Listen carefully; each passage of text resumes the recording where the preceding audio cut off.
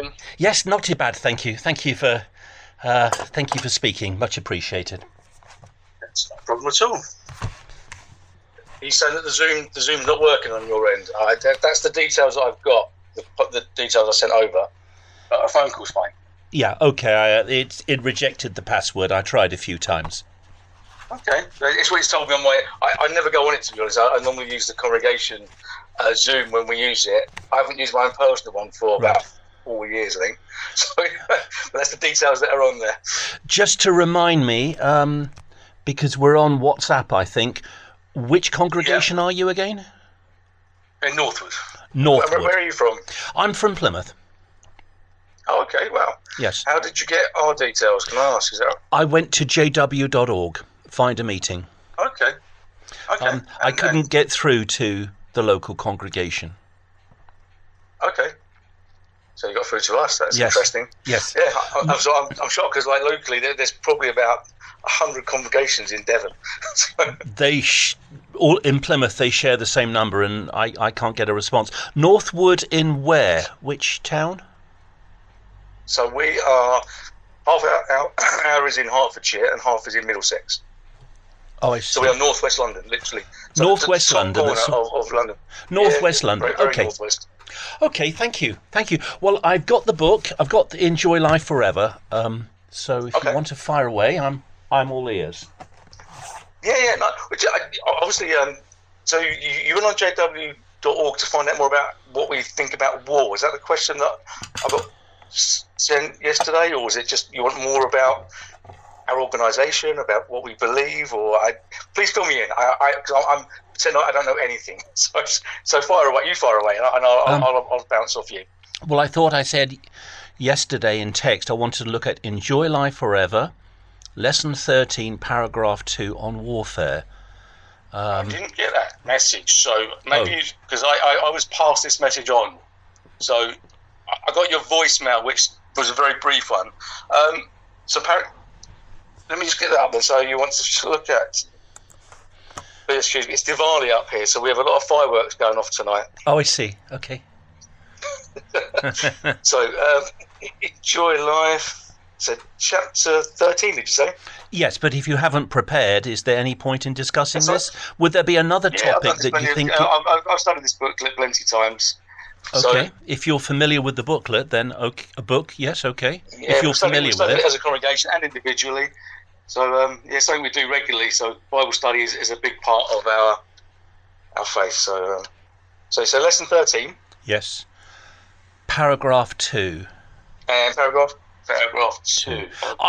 I would be willing to commit myself to, say, 3/4 of an hour looking at this particular chapter if you think you're familiar with the book. But I'm not committing myself to anything else. I'm not going to any meetings. I'm not doing anything else. But if you raise a topic that I find interesting, I might think, well, I will look at that as well. But I tend to look at things once. I don't do things every week. We go over the same ground over and over again with more being added to it. I prefer to do something once in depth and then move on to something else. Cool. So you've obviously read through a portion of the book to come to this particular bit that you want to learn or find out more about. So I'm assuming you've gone through other parts of the book, maybe yourself or with somebody else? No, or is it just looking at it on my own. But what I don't do is sort of every 5 minutes jump onto a new chapter. I prefer to do one topic. I'm agreeing to look at Lesson 13, Paragraph 2. I can spend 3/4 of an hour, but I'm only going to look at it once. I'm not committing to anything more than that. Would you mind if I asked about your background, about what your beliefs are, what your thoughts are about the world generally, or if you've got religious or belief in a God or a creator or anything like that, just so I can understand sort of where you're coming from? I'm a former evangelical Christian. Okay, cool. Okay, so I'm the opposite to you. I was a former atheist. Right. Very different backgrounds. Right. Cool. So you picked a particular section here. How does false religion misrepresent God by its actions? Mm-hmm. So is there something particular in this? Do you want me to read the paragraph and if we just go through it? Yes. Yes, sure. Okay, so I'll read the paragraph out then. So false religion does not treat people as Jehovah does. The Bible says that false religion's sins have matched clear up to heaven. For centuries, religions have meddled in politics, supported wars, and caused or approved the death of countless numbers of people. Some religious leaders enjoy a lavish lifestyle and demand money from their followers to pay for it. These actions prove that they do not even know God, let alone have the right to represent him. Mm-hmm. Okay, so I've got two scriptural references there. Yes. Revelation 18:5, which talks about Babylon the Great, a very prophetic and illustrative book that has a lot of prophetic deep meaning. And 1 John 8, which reads, "Whoever does not love has not come to know God, because God is love." So how do you read that paragraph then? Do you have concerns about it, or? The paragraph seems to be saying that if a religion has any involvement whatsoever in politics or warfare, then they cannot represent Jehovah God. Have I got that That's right? Correct. Absolutely correct. Yeah. And we use the scriptures to prove that point. And what? Sorry, go on. I interrupted. Yeah. So that's fine. Oh, so for instance, John 18, when Jesus was before Pontius Pilate, he says, "Is your kingdom?" He asked about his kingdom because my kingdom is no part of this world. So, if it was part of the world, my followers would have fought to not let me be delivered up. But as it is, my kingdom is no part of this world. So, really making the point that Christians following Christ will be very separate to the world's affairs. One of your books that I looked at online was The Awake, 22nd of April 1993, page 6. And it called churches and religions that are involved in warfare, it called them pawns of Satan the devil, which I found a little strong, but that's definitely your position, that any religion that's involved in politics and warfare cannot represent Jehovah God. They would be pawns of Satan. Do you have a Bible? We just use the Bible to answer these questions. It'll be the easiest thing to do, rather than me giving you an opinion. Just see what. I really want to know, what is your literature, your Awake magazine, 22nd of April 1993, saying? It calls religions that are involved in politics and warfare pawns of Satan. You see. Okay. Can I refer you to Matthew chapter 4? Because what this is based on. So if you look at Matthew chapter 4 and verse 8. I'll read it out to you. This is the temptations of Christ, which you're probably familiar with. It says, "Again the devil took him along," that's Jesus, "to an unusually high mountain and showed him all the kingdoms of the world in their glory. And he," that's Satan, "said to him, 'All these things I will give you if you fall down and do an act of worship to me.'" And when we look at the Luke parallel account, it makes the point that Satan has the authority to do that. He offered Jesus the governments and kingdoms and politics of the world for one act of worship. So in those few verses, it categorically says that Satan is in control of the political world. Why then is the Watchtower Bible and Tract Society so heavily involved for over a century in both politics and warfare? That's what I don't get, you see. I'm beginning to see that this conversation isn't about learning more, but maybe attacking our faith. Am I correct in saying that? No, I'm asking questions. Are you saying I'm not allowed? Are you saying I'm supposed to sit here like a lemon and just accept everything you say? What I don't understand is why your literature. This is what I don't get. Your literature is so much against politics and religion. But the Watchtower... It's world, to be fair. It's the whole world that is corrupt and wicked and evil. That's what we are very much against. And the hope is in God's kingdom to put things right after Satan's rule is ended. That's what we very much have a focus on. Not man's rule, but God's rule. But your literature states in your Watchtower magazines, your Watchtower literature, that the Watchtower has been involved in politics and warfare. For instance, it was involved military in both world wars. So I find this difficult to accept. I'm not being contentious. In both wars? Yes, according to your own literature. Okay.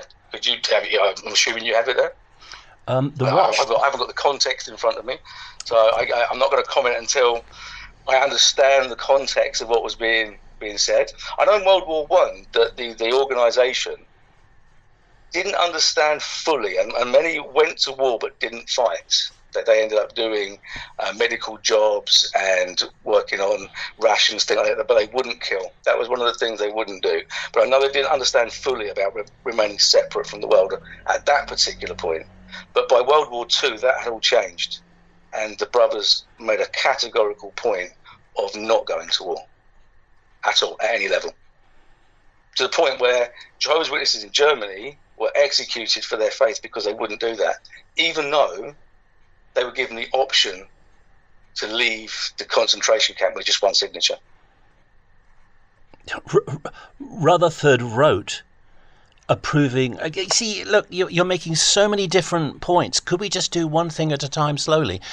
As far as I know, your literature states that the Watchtower was involved in both world wars. And as for the Nazis, when they came to power, they were supported by the Watchtower. Rutherford wrote approvingly of Herr Hitler, the German Chancellor, when he first came to power. I am going to categorically deny that, but I do honestly believe. Well, you're the only one doing all the. You're the one doing all the talking. Sorry? Can we have a two-way? I'm a man in my 60s. Can we have a two-way conversation? Okay. You asked me a question, I gave you an answer, my friend. Yeah, but you're not allowing me to speak. Surely it's a two-way conversation. Why has the Watchtower had involvement Could you in the First World War, That's what I asked. the First World War, the Second World War, and today it gets share dividends from arms companies? That's what I find difficult. Now, the First World War would be the Watchtower, November 2016, page 29, paragraph 9. I don't know if you got the... Okay, I'm going to dignify this with a.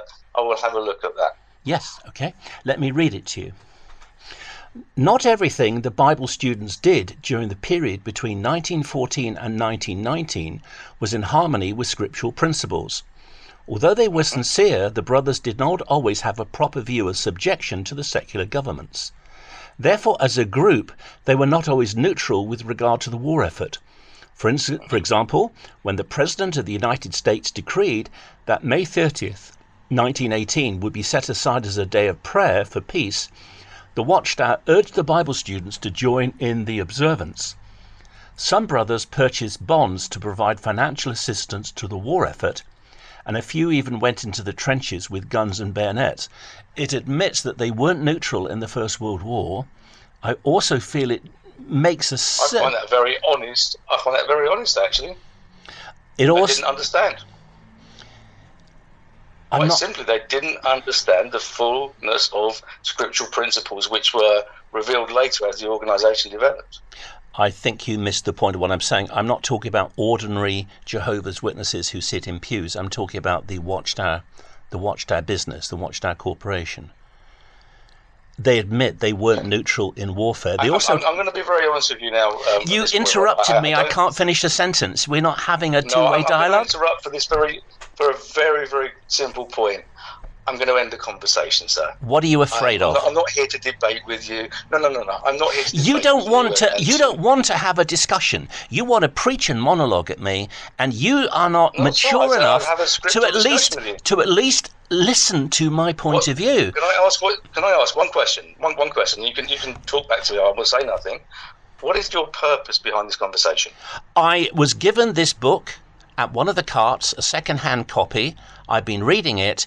As I have been reading the book, I'm concerned that the Watchtower is heavily involved today and for the past 100 years in both politics and warfare, not at the level of ordinary Jehovah's Witnesses who sit in pews, who I understand, yes, you don't go into the military, you don't pick up guns and fights, but the Watchtower Corporation in its own literature admits that they were not neutral in the First World War, they were not neutral in the Second World War. And this is what I found from your own literature. Also, this article that I've just read to you, November 2016, tells some half-truths. It says that there was a National Day of Prayer, May 30th, 1918, and that some Bible students joined in the observance. That's true, but it's a half-truth. What the article doesn't tell you is that Judge Rutherford himself, the leader of the Bible students who took over from Russell, He went onto a raised platform with Catholic priests and Protestant clergymen. Rutherford went on his knees and he prayed for victory in the First World War, together with Catholic priests and Protestant clergymen praying for victory on his knees. That's not neutrality. Rutherford did that because he was about to go on trial. So he did this to try and save his neck, because he was going on trial for sedition. Now, the other thing that's a half-truth is it says some brothers purchased bonds to provide financial assistance to the war effort. Yeah, that's true, but it's a half-truth. Because Zion's Watchtower itself encouraged American Bible students to buy Liberty bonds. And I found this in the Zion's Watchtower. It wasn't called the Watchtower, it was called Zion's Watchtower, 15th of May, 1918, page 6,257 of the Green Reprints. It's a big, long article, but it encourages Bible students to buy Liberty bonds to support the war effort. And on the right-hand side of the page, it even talks about Bethel workers at the Bethel headquarters in Brooklyn clubbing together to buy bonds as a group. They couldn't afford to buy them singly because they had a meager income. But they would put a quarter, I think it was, of their income. They would donate a quarter of their income to buy a bond. That's not neutrality, sir. The Bible students were not neutral in the First World War. I'm not trying to be rude or contentious. It's just a fact. Thank you. Yeah, they also celebrated Christmas for a while as well, but they stopped doing that too. Why would Jehovah choose an organization in 1919 that was involved in warfare? If being neutral in warfare is so important, surely if Jesus chose any organization in 1919, he would have chosen the Amish or the Quakers, who were neutral in warfare, not the Watchtower. Surely this whole 1919 date cannot be true because of the Watchtower's involvement in warfare in the First World War, you see. I still don't understand what you're trying to achieve here, sir. Well, what I'm trying to do is to find out what your book is teaching. No. About you've already done your own digging and found it out for yourself, and then you're just telling me stuff that you found out. I know this already. Right, so what's the explanation? Well, I'm willing to listen. What's the explanation? Maybe read Proverbs 4:18 is a good place to start. What on earth has that got to do with the First World War? It's to do with personal conduct. If you read it, you might find out. Proverbs 4:18 and verse 19 is to do with personal conduct. It's a contrast between the faithful man and the wicked man. It's not a get out of jail free card. Proverbs 4:18 is about the lights getting brighter. So what do you mean by that? Do you mean it's like a theological get out of jail free card? You just can't be held accountable for false doctrine or making mistakes? I mean, imagine if a Mormon said that to you. Imagine if a Mormon knocked on your door. Hello, sir. I'm from the Church of Jesus Christ of Latter-day Saints, the Mormons. We are the true religion. Every other religion on earth is of the devil. Only the Mormon Church is correct. And when you point out about Joseph Smith's many wives, how he married a mother and daughter, the daughter being age 14, the false prophecies, predictions for the end of the world which didn't come, moral failings such as early Mormon leaders saying that you shouldn't drink alcohol, it's a sin. You don't drink tea and coffee, but they drank alcohol and tea and coffee. When you point these out to the Mormons, how would you feel if the Mormon said to you, but the light gets brighter and brighter? So anything you say to the Mormon church, the light gets brighter and brighter. They are not accountable. What about the Catholic? If you speak to a Catholic and you say, what about the Crusades? What about taking people into dungeons and skinning them alive in the Middle Ages, torturing people to death? Do you know how cruel the Catholics were? They found if they skinned a person alive, the person would die. But if they skinned only the top part of their body or the bottom part of their body, but they left half the skin on, then the person probably would survive the skinning alive, the flailing alive. And when the skin grows back, you can do it all over again. Now, when you point that out, and the fact the Catholic Church signed a concordat with Nazi Germany in 1933, and there have been numerous scandals in Catholic churches. I went to Buckfast Abbey School when I was very young. It was a boarding school in Devon, and it made the national BBC and ITV headlines a couple of years ago when my housemaster, I knew him as Father Benedict. I think his real name was Crouch or something. I can't quite remember. Paul something. Maybe it wasn't Crouch. Paul something. He got 12 years and the abbot got 13 years.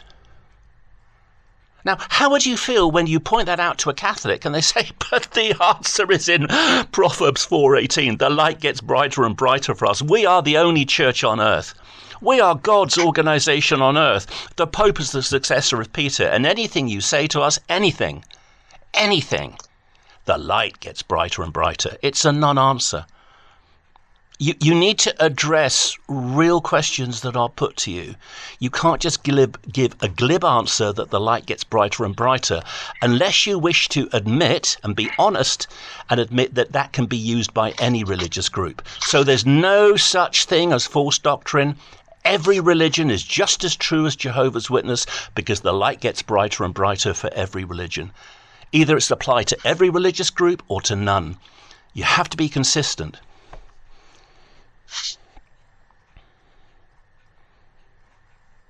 Are you finished? Yeah. Excellent. Thank you for the phone call. Really What appreciate your time. about the fact that the Watchtower gets share dividends from arms companies today through the Henrietta M. Raleigh Trust? So listen, this conversation is, I understand the purpose behind the call now, and listen, I appreciate your opinions, and everyone's entitled to them. I've done my research, you've done yours, you'll make a decision, I'll make mine, and that's the same with every Jehovah's Witness and the same with every person on this planet. We have to find out for ourselves what the truth is and what the lies are. Eventually If you go to the IRS, it'll all come out. If you go to the IRS, the American tax authorities, the Internal Revenue Service, they'll list the Henrietta M. Raleigh Trust. The sole beneficiary of the Henrietta M. Raleigh Trust is the Watchtower Bible and Tract Society of New York. And since 1946, the trust was set up in 1945.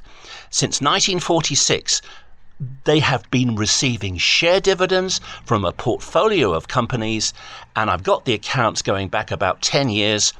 That includes Northrop Grumman, which makes the B-2 bomber, and Honeywell, which makes the HIMARS missile system. You're getting share dividends from arms companies. Oh, well, he's hung up. Shame we didn't get on to their membership of the United Nations. I would have liked to have done that.